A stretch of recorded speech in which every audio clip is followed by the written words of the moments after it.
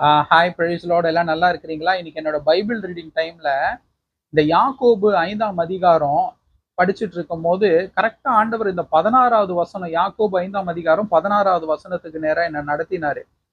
அதுல என்னன்னு பாத்தீங்கன்னா, அநேக பிள்ளைகள் தங்களுக்கு ஒரு வியாதி வரும்போது, சுகவீனம் வரும்போது, ஒரு பலவீனம் வரும்போது அநேக முறை ஆண்டவரிடத்துல ஜெபிப்பாங்க. இயேசுவின் தழும்புகளால் நான் சுகமானேன், உன் வியாதியை உன்னை விட்டு விலக்குவேன், எகிப்தியருக்கு வரப்பண்ண கொள்ளை நோயை உனக்கு வரப்பண்ணேன். அப்போ அவங்க ஜெபிக்க ஜெபிக்க ஜெபிக்க எந்த ஒரு பலனுமே ஆண்டவரிடத்துல இருக்காது, இருந்து வராது. அவங்களோட வியாதி சுகமாகாது.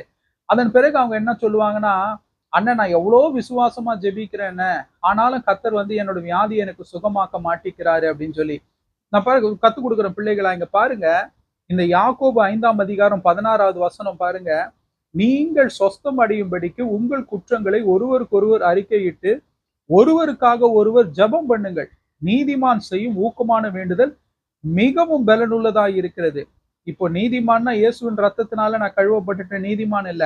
நீங்கள் ஒருவர் பேர்ல ஒருவர் இருக்கிற அந்த குற்றங்களை மன்னித்து ஒருவருக்காக ஒருவர் நீங்கள் ஜெபம் பண்ணும் போதுதான் நீங்கள் நீதிமானா ஆறீங்க. அதன் பிறகு நீங்க அப்படி செஞ்சு பாருங்க.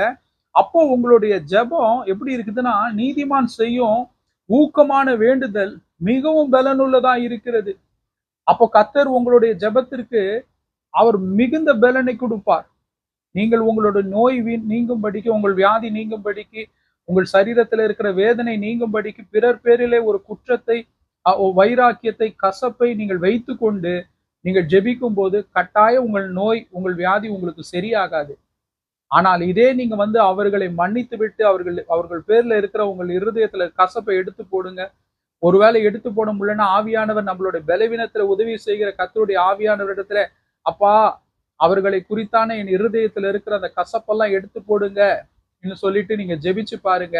அப்போ உங்களுடைய நோய்கள் நீங்கள் மிகவும் சொஸ்தமடையும்படிக்கு, நீங்கள் ஆரோக்கியம் அடையும்படிக்கு, நீங்க சரீரத்தின் சுகம் மட்டும் கிடையாது, உங்கள் பொருளாதார நிலை நலிந்து போயிருக்கலாம், உங்கள் வியாபாரம் அப்படியே படுத்த படுக்கையா இருக்கலாம், உங்களோட உலக பிரகாரமான ஆசீர்வாதங்கள் ஒன்றும் இல்லாமல் இருக்கலாம். இவைகள் எல்லாம் சொஸ்தம் அடையும்படிக்கு கர்த்தர் கட்டாயம் உங்களுடைய ஜெபத்துக்கு மிகுந்த பலனை கொடுப்பார்.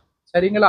இதுதான் வேத ரகசியம். சும்மா நம்ம அப்படியே ஜெபிச்சா கர்த்தர் பதில் கொடுத்துட மாட்டார். சரிங்களா? ஆமென்.